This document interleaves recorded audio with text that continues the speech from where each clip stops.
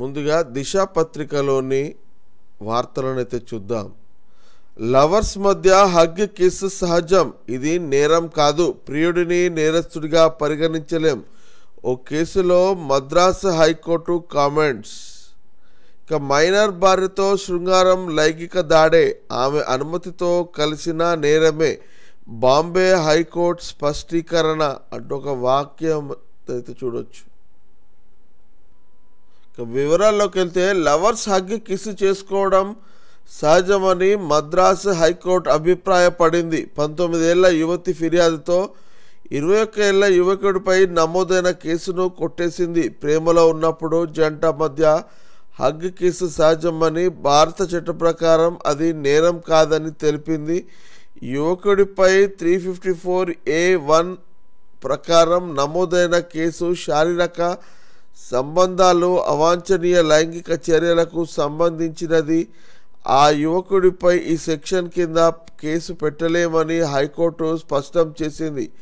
యుక్త వయసులో ఉన్న ఇద్దరు ప్రేమికులు కౌగిలించుకోవడం, ముద్దు పెట్టుకోవడం సహజమని, ఇది నేరం కాదని జస్టిస్ ఎన్ ఆనంద్ వెంకటేష్ వివరించారు. 2020 నుండి 2022 నవంబర్ వరకు రిలేషన్లో ఉన్న జంటకు సంబంధించిన కేసు ఇది. యువతి ఓ లొకేషన్కు రమ్మని రాత్రి 9 గంటల నుండి అర్ధరాత్రి వరకు గడిపిన సందర్భంలో యువకుడు ఆమె అంగీకారం తీసుకోకుండా హగ్ చేసుకున్నాడని, కిస్ చేశాడన్నది ఆరోపణ. ఈ ఘటన జరగగానే విషయాన్ని పేరెంట్స్కు చెప్పడంతో పెళ్లి చేసుకోవాలనే ప్రతిపాదన ఆ అబ్బాయి ముందుంచారు. అందుకు యువకుడు తిరస్కరించడంతో ఆ యువతి పోలీసులకు ఫిర్యాదు చేసింది అంటూ ఇక్కడ చూడవచ్చు. హెడ్లైన్ చూసినట్లయితే మళ్ళీ తెరపైకి బయ్యారం, సొంతగా ప్లాంట్ ఏర్పాటుకు రాష్ట్ర సర్కార్ యోచన, స్థానికంగా లభించే ఐరన్ ఓర్తోనే ఏర్పాటు చేయొచ్చు, ఇతర ప్రాంతాల నుండి దిగుమతి చేసుకోవచ్చా, పూర్తి రిపోర్టును ఇవ్వాలని ఆఫీసర్లకు అగ్రిమెంట్ ఆదేశం. ఇటీవల రెవెన్యూ రిసార్ట్స్ మీటింగ్లో చర్చించిన ప్రభుత్వం, గతంలో తిరస్కరించిన ఎన్డీఏ సర్కార్. బయ్యారం స్టీల్ ప్లాంట్ ఏర్పాటు అంశం మళ్ళీ తెర మీదకి వచ్చింది. ప్రభుత్వ రంగంలోనే ప్లాంట్ ఏర్పాటు చేయాలని రాష్ట్ర సర్కార్ భావిస్తున్నట్లు తెలుస్తుంది. ప్లాంట్ ఏర్పాటుపై సాధ్యాసాధ్యాలను పరిశీలించి రిపోర్ట్ ఇవ్వాలని ప్రభుత్వం ఆఫీసర్లను ఆదేశించినట్లు తెలుస్తుంది. అక్కడ లభించే ఐరన్ ఓర్తో ఏర్పాటు చేయొచ్చా లేక ఇతర ప్రాంతాల నుంచి దిగుమతి చేసుకోవచ్చా అనే అంశాలపై అధికారులు అధ్యయనం చేస్తున్నట్లు సెక్రటేరియట్ వర్గాల్లో చర్చ జరుగుతుంది. ఇక యూపీఏ హామీపై సర్కారు దృష్టి. ఏపీ పునర్విభజన చట్టం 2014లో ఇల్లందు నియోజకవర్గంలోని బయ్యారం ప్రాంతంలో స్టీల్ ప్లాంట్ ఏర్పాటు చేస్తామని నాటి యూపీఏ సర్కార్ హామీ ఇచ్చింది. కానీ ఆ తర్వాత జరిగిన ఎన్నికల్లో అటు కేంద్రంలో ఇటు రాష్ట్రంలో కాంగ్రెస్ అధికారంలోకి రాలేదు. 10 ఏళ్ల తర్వాత రాష్ట్రంలో అధికారంలోకి వచ్చిన కాంగ్రెస్ నాటి యూపీఏ సర్కార్ ఇచ్చిన బయ్యారం స్టీల్ ప్లాంట్ హామీపై దృష్టి సారించింది. ఈ మధ్య డిప్యూటీ సీఎం బట్టి విక్రమార్క వద్ద జరిగిన రెవెన్యూ రిసోర్స్ శాఖల సమావేశంలో ప్లాంట్ ఏర్పాటుపై చర్చ జరిగింది. బయ్యారంలో లభించే ఐరన్ ఓర్తోనే ఈ ప్లాంట్ నిర్మించాలని సర్కార్ భావిస్తుంది అంటూ ఒక వార్తనైతే చూడొచ్చు.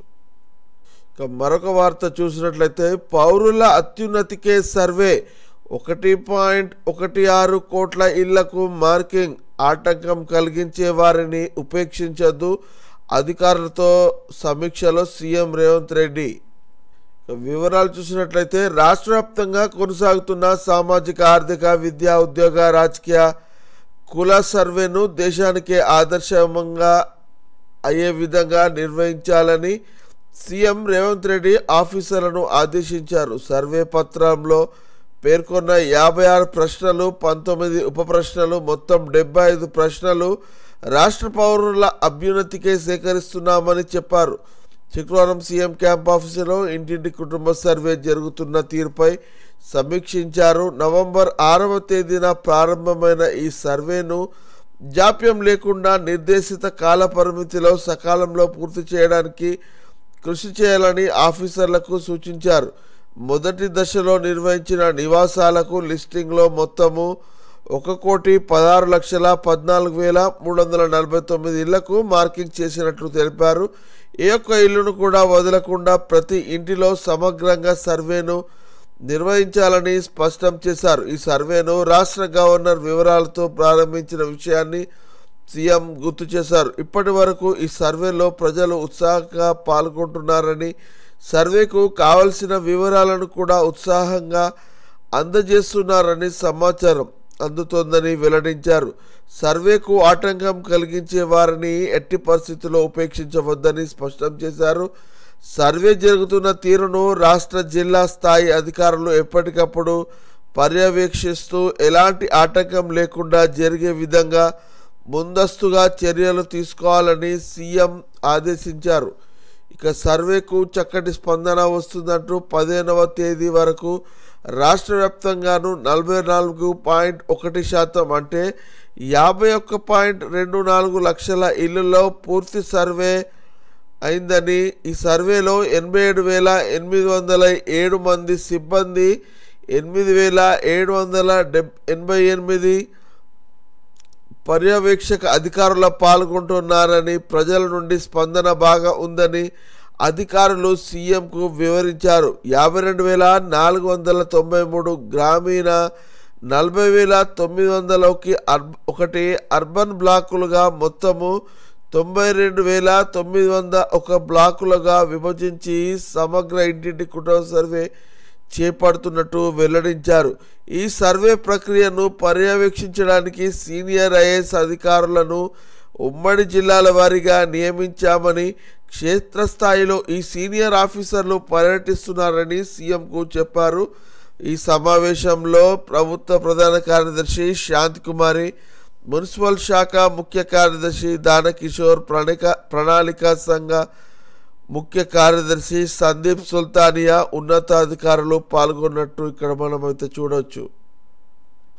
మరొక వార్త చూసినట్లయితే 19న వరంగల్కు రేవంత్ ప్రజాపాలన విజయోత్సవాల్లో భాగంగా టూర్, కాళోజీ కళాక్షేత్రం ప్రారంభం, ఆర్ట్స్ అండ్ సైన్స్ కాలేజీలో సభ ఏర్పాట్లపై సిఎస్ మంత్రి కొండా సురేఖ సమీక్ష.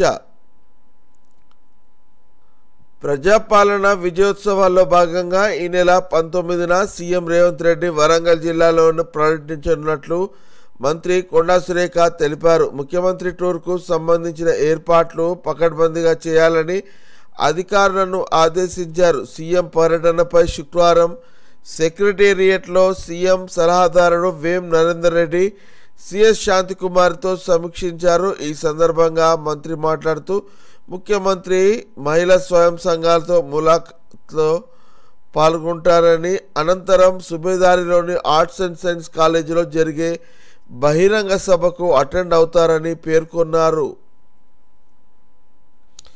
మరొక వార్త, హరీష్ కేటీఆర్ ఒకే పార్టీలో ఉండరు, వారిద్దరికీ పొసగడం లేదు. త్వరలోనే కాంగ్రెస్లోకి బీఆర్ఎస్ ఎమ్మెల్యేలు. కేసీఆర్ ఎందుకు బయటకు రావడం లేదు? వచ్చే ఎన్నికల నాటికి గులాబీ పార్టీ కనుమరుగు, ఉండేవి 2 జాతీయ పార్టీలే. అభివృద్ధిపై బహిరంగ చర్చకు సిద్ధం. PCC chief Mahesh Kumar Goud hot comments అంటూ ఒక వార్తను చూడొచ్చు. మరొక వార్త చూసినట్లయితే సెక్రటేరియట్లో మార్పులు, తెలంగాణ తల్లి విగ్రహ ఏర్పాటు నేపథ్యంలోనే ఈశాన్యం వైపు మరో కొత్త గేటు, రేకులతో main gate close, south east నుండి నార్త్ ఈస్ట్కు చురుగ్గా రోడ్డు పనులు అంటూ ఒక వార్త కనబడుతుంది. ఇక మరొక హెడ్లైన్ చూసినట్లయితే చెప్పేవి సూక్తులు, చేసేవి మోసాలు, ఐఏఎస్ అమోయ్ లీలలు అన్నీ ఇన్ని కాదు. సోషల్ మీడియాలో ఆసక్తికర పోస్టులు, పాలనలో మాత్రం అవినీతి పనులు. ఆయన్ను మరో నిజాంతో పోల్చిన హైకోర్టు. భూ కుంభకోణాల్లో తీవ్రమైన ఆరోపణలు, బీఆర్ఎస్ లీడర్లు ఏం చెప్పినా చేసేవారనే ప్రచారం. ఈడీ విచారణను ఎదుర్కొంటున్న ఆఫీసరు, ఆయన ఐఏఎస్ ఆఫీసరు. ఆయన్ను సోషల్ మీడియాలో ఫాలో అవుతున్న వారు ఆయన్ని ఓ మంచి అధికారి అనే అనుకుంటారు. ఎందుకంటే సోషల్ మీడియాలో ఆయన చేసిన పోస్టులు అలాంటివి. నిత్యం మోటివేషనల్ కోట్స్ పెడుతూ ఫాలోవర్స్ను ఆకట్టుకుంటూ ఉంటారు. ఇది నాణ్యానికి ఒకవైపు మాత్రమే. కానీ ఐఏఎస్ అధికారిగా ఆయన చేసే పనులు చూస్తే మాత్రం అంతా భిన్నం. ఆయన పాలన పూర్తి అవినీతిమయం. ఆయన చేసిన పనులకు హైకోర్టు సైతం ఏకంగా నిజాంతో పోల్చడాన్ని చూస్తే ఆ ఐఏఎస్ అవినీతి ఏ స్థాయిలో ఉందో అర్థం చేసుకోవచ్చు. ఇంతకీ ఆ ఐఏఎస్ అధికారి ఎవరో కాదు, మొన్నటి వరకు సంగారెడ్డి జిల్లా కలెక్టర్గా పనిచేసిన అమోయ్ కుమార్. రంగారెడ్డి జిల్లా కలెక్టర్గా బాధ్యతలు చేపట్టిన నాటి నుండే అమోయ్ కుమార్పై ఆరోపణలు స్టార్ట్ అయ్యాయి. దానికి తోడు ధరణి పోర్టల్ ఆయనకు చాలా వరకు కలిసొచ్చింది. తమ భూములను అన్యాయంగా నిషేధిత జాబితాలో పెట్టారని, పట్టాలున్న నిషేధిత జాబితాలో ఉన్నాయని, వాటిని క్లియర్ చేయాలని ఎవరైనా పేద రైతులు రిక్వెస్ట్ పెట్టుకుంటే వాటిని పట్టించుకునేవారు కారని ఆరోపణలు ఉన్నాయి. ఏళ్లకు ఏళ్ళు వాటిని పెండింగ్లో పెట్టి ఇబ్బందులు పెట్టినారు అంటూ ఒక వార్తనైతే చూడవచ్చు. మరొక హెడ్లైన్ చూసినట్లయితే త్వరలో రైతు భరోసా, వచ్చే నెలలో రుణమాఫీ పూర్తి. గత ప్రభుత్వంలో అస్సాములకే భూములు అప్పగింత, ప్రభుత్వానికి అభివృద్ధికి సంక్షేమం రెండు కళ్ళు. మంత్రి పొంగులేటి శ్రీనివాసరెడ్డి. రాష్ట్రంలో త్వరలో రైతు భరోసా పథకాన్ని ప్రారంభిస్తామని మంత్రి పొంగులేటి శ్రీనివాసరెడ్డి స్పష్టం చేశారు. బైన్సాలో శుక్రవారం మాట్లాడిన ఆయన వచ్చే నెలలో రుణమాఫీ పూర్తి చేస్తామన్నారు. 2020లో తెచ్చిన రెవెన్యూ చట్టం ధరణి పోర్టల్ పేరుతో అప్పటి ప్రభుత్వం రైతులను భయపెట్టి వారి భూములను ఆసాములకు కట్టబెట్టిందని ఆరోపించారు. త్వరలో ప్రతి కుటుంబానికి స్మార్ట్ కార్డు అందజేస్తామన్నారు. కులగణన సర్వేకు ప్రతి ఒక్కరూ సహకరించాలని ఆయన కోరినట్టు వార్త చూడవచ్చు. ఇక మరొక వార్త చూసినట్లయితే 1.53 కోట్ల టన్నుల ధాన్యం దిగుబడి, దేశంలోనే తెలంగాణ టాప్. రైతులు తమకు లాభం వచ్చిన దగ్గర అమ్ముకోవచ్చు. గతేడాది కన్నా ఎక్కువ కొనుగోలు చేశాం, మంత్రి తుమ్మల నాగేశ్వరరావు అంటూ ఒక వార్తను చూడవచ్చు. మరో వార్త చూసినట్టయితే అలెగ్రోతో 500 ఉద్యోగాలు, ప్రభుత్వం నుండి అన్ని విధాల సహకారం అంటున్న మంత్రి శ్రీధర్ బాబు. అలెగ్రో కంపెనీ ప్రతినిధుల MOU అంటూ ఒక వార్తను చూడవచ్చు. బీఆర్ఎస్కు సంబంధించిన వార్తలు చూసినట్లయితే మా ప్రభుత్వం వచ్చాక మీ సంగతి చూస్తాం, మీరు ఉండేది 5 ఏళ్లు మాత్రమే, దాడి చేసింది కాంగ్రెస్ నాయకులే, అమాయకులపై కేసులు పెట్టారు, సీఎం రేవంత్ రెడ్డిపై కేటీఆర్ ఫైర్, జైల్లో లగచర్ల రైతులకు పరామర్శ అంటూ ఒక వార్తను చూడొచ్చు. సంగారెడ్డిలో మీడియాతో మాట్లాడుతున్న కేటీఆర్ని ఇక్కడ ఫైల్ ఫోటోలో చూడొచ్చు. ఇక కొత్తేడాది జనంలోకి కేసీఆర్, 2025లో మౌనం వీడనున్న గులాబీ బాస్, పార్టీ క్యాడర్లో జోష్ నింపేందుకు టూర్లు, ఆరోపణలకు చెక్ పెట్టేలా ప్లాన్.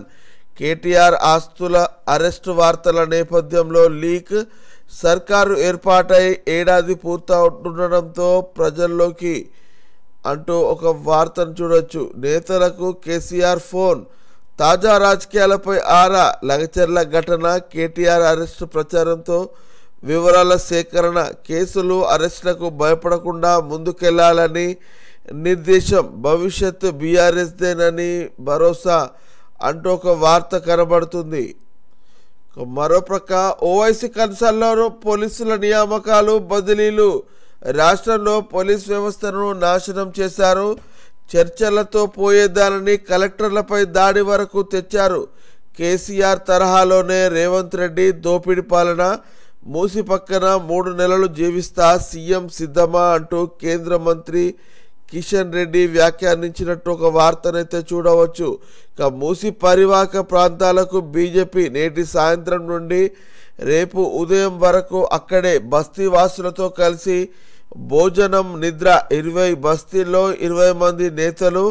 అంబర్పేట, తులసిరామ్ నగర్ వద్ద కిషన్ రెడ్డి బస అంటూ ఒక వార్తను చూడవచ్చు. శబరిమల వార్తను చూసినట్లయితే శబరిమల ఆలయం ఓపెన్, నేటి నుండి భక్తుల దర్శనానికి అనుమతి, యాత్రికులంతా దర్శనం చేసుకునేలా చర్యలు అంటున్న టీడీబీ. కేరళలో మండల మకల వీలక్కు పండుగ ప్రారంభం అంటూ ఒక వార్తనైతే చూడొచ్చు. మరొక వార్త చూసినట్టయితే అధిక వడ్డీ ఆశ చూపి 300 కోట్ల మోసం, 12 wealth capital service private limited పేరుతో సుమారు 3600 మంది బాధితులు. కూకట్పల్లికి చెందిన బాధితుడి ఫిర్యాదుతో 8 మంది అరెస్ట్ అంటూ ఒక వార్త చూడొచ్చు. ఇక సిరీస్ మనదే, ఆఖరి T20లో భారత్ ఘన విజయం, 3-1 తేడాతో విక్టరీ. తిలక్, శాంసన్ ఊచకోత, అజేయ శతకాలతో విధ్వంసం. టీమిండియా బౌలర్ల దాటికి చేతులెత్తేసిన సౌత్ ఆఫ్రికా.